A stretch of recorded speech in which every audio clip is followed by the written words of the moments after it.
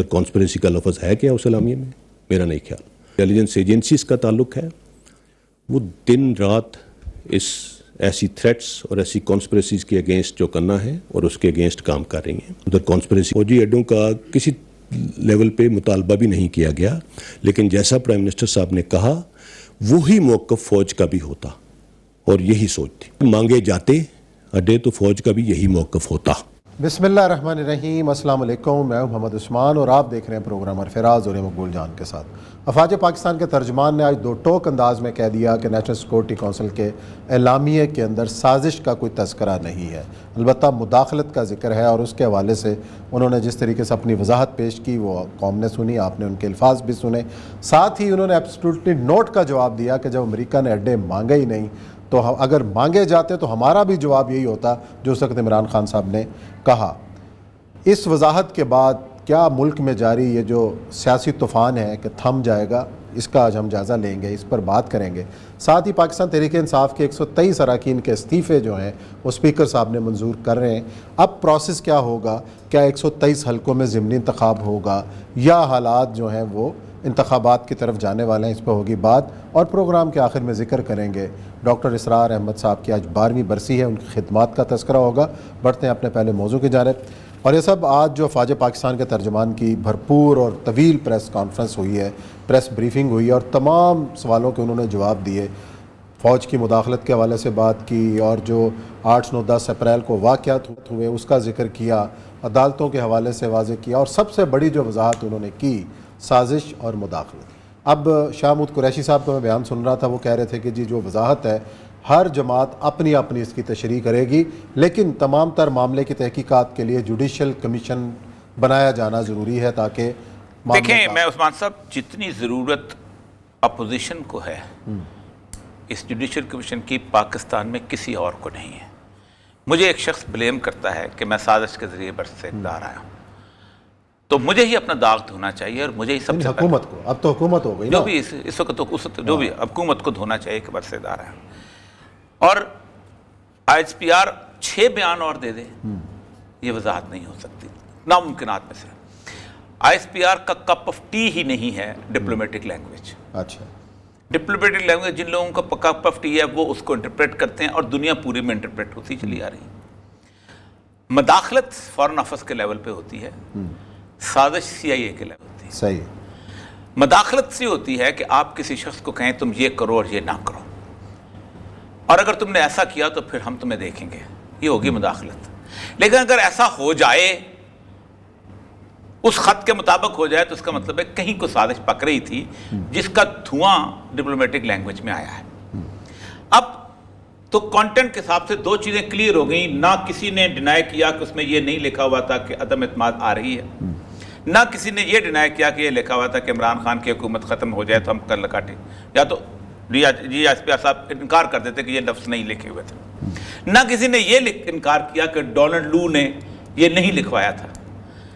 سب یہ بھی طے ہو گیا کہ اس نے لکھوایا تھا، اور یہ بھی طے ہے کہ وہ سائفر میسج آیا تھا.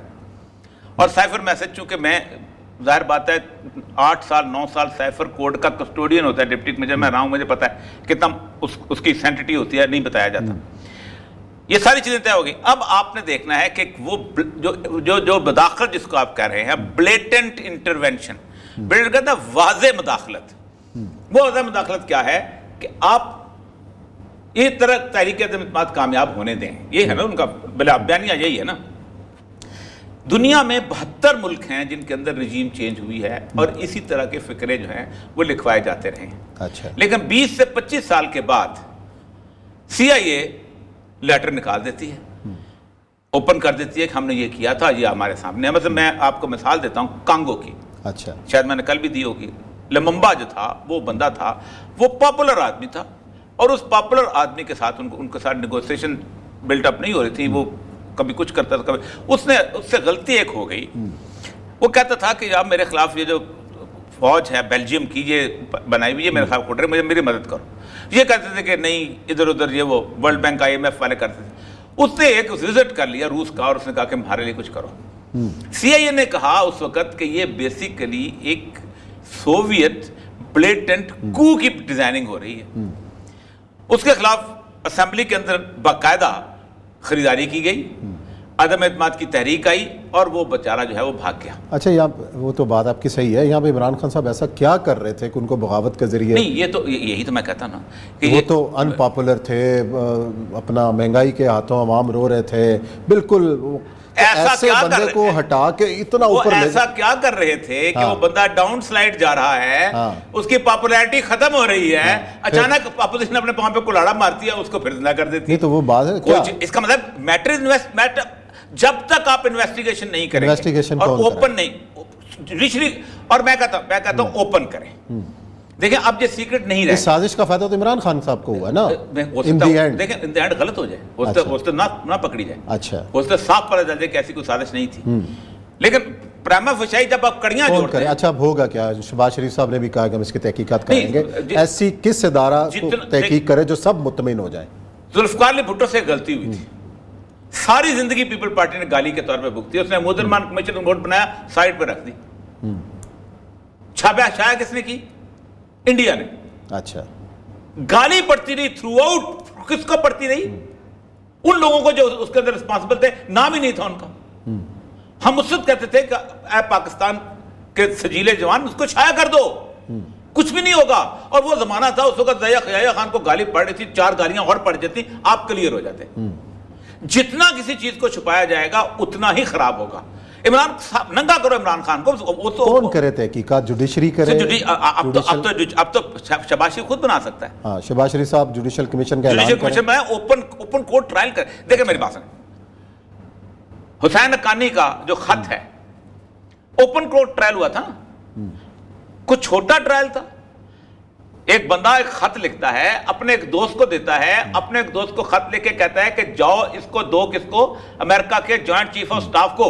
اور جوائنٹ چیف آف سٹاف سے کہتا ہے کہ بھائی جان ہماری فوج سے جان بچاؤ, اور جب ہم فوج سے جان بچاؤ گے اور اس سے ہم بچ جائیں گے, ہم بتائیں گے کہ انہوں نے کس کس کو پناہ دیا ہوا ہے, ہم مولا عمر کو بھی مروائیں گے, ہم جناب اس کو امان زواری کو بھی مروائیں گے, ہم نیوکلیر ایسٹس کی جوائنٹ وہ بھی کرائیں گے. یہ اوپن ہوا نا, پبلک نے دیکھا نا. یہ قاضی فائز اس کا سربراہ تھا نا, 2 جج تھے نا, اب بھی کر لو. آج حسین حقانی کا نام عزت سے کوئی لیتا ہے؟ نہیں لیتا. ٹھیک, کل جب اس کی نکلے گی تو جو بھی غلطی ہوگا اس کا نام عزت سے نہیں لیں گے, لیکن جتنی دیر کرو گے اتنے ہی چیزیں نکلیں گی. آپ کی 4 پریس کانفرنس ہو جائیں. ایک اور بار بتاؤں آپ, 4 قسم کے کراؤڈ ہیں پاکستان کے اندر. اچھا, پہلا کراؤڈ تھا جو امریکہ کا, وہ فیس کیا تھا اس کو مشرف کو, وہ فیس کیا تھا مولوی نے. وہ مولوی اس طرح کا تھا, اس کو کہہ دیا یہودی ایجنٹ, اس نے کہا یہودی ایجنٹ, اس نے کہہ دیا فلانا ایجنٹ, وہ بندوق لے کے نکلے ہوئے تھے, تلوار لے کے نکلے تھے, بڑی آسانی سے آپ اس کو کرپ کر سکتے تھے. آپ کی مدد کو MMA آ گئی, آپ نے چلا لیا. ٹھیک, آپ نے بڑی آرام سے ان کو دہشت گرد کہہ دیا. دوسرا کراؤڈ آیا, 3 ساڑھے 3 سال آپ نے گالی کھائی نون لیگ سے, جلسوں میں کھائی, جلوسوں میں کھائی. آن ریکارڈ ہیں, لوگ کو کہتے تھے کہ جب تک فوج ساتھ نہ ہو, اسٹیبلشمنٹ ساتھ نہ ہو, عدم اعتماد نہیں ہے, شاہ خان عباسی اس کے اوپر سب کچھ کھائی آپ. اب ہے PTI کا کراؤڈ. PTI کا کراؤڈ کون سا ہے؟ ریلیٹیولی پڑھا لکھا ہے. وہ بلیٹنٹ انٹرونشن اور کانسپریسی میں فرق سمجھتا ہے کہ کیا ہے, اس کو پتا ہے کوئی زیادہ فرق نہیں ہوتا. وہ سمجھتا ہے کہ وہ پڑھا لکھا کراؤڈ ہے, جس کو آپ کہتے ہیں برگر کلاس ہے نا, لیکن وہ برگر کلاس ایک پڑھے لکھے کراؤڈ جو ہے کوئی بات سننے کو تیار ہی نہیں. میں وہی کہتا ہوں, عمران خان صرف عمران خان کی بات سننے کو تیار ہے. آپ عمران خان کو دیکھیں, عمران خان کے آپ نے کمیشن بنایا نا, ایک 4 حلقوں والا, چپ ہو گیا عمران خان. کب چپ ہو؟ چپ, بات نہیں کر سکا, نہیں کر سکا نا. جب ثابت نہیں ہوئی تو عمران خان کا بیانیہ ختم ہو گیا, 35 پینچر ختم ہو گئے, ختم ہوئے نا. پینچر آج تک کیس لگا ہوا ہے. نہیں, کیس لگے کی بات نہیں, عمران خان ختم ہو گیا نا. عمران کا سٹینڈ ختم ہو گیا, آپ لے آؤ عمران خان کا سٹینڈ ختم کرو. چلے جی, مختصر یہ کہ آپ جوڈیشل کمیشن بنے, میں تو کہتا ہوں اور اوپن بنے, سامنے آئے, اوپن بنے.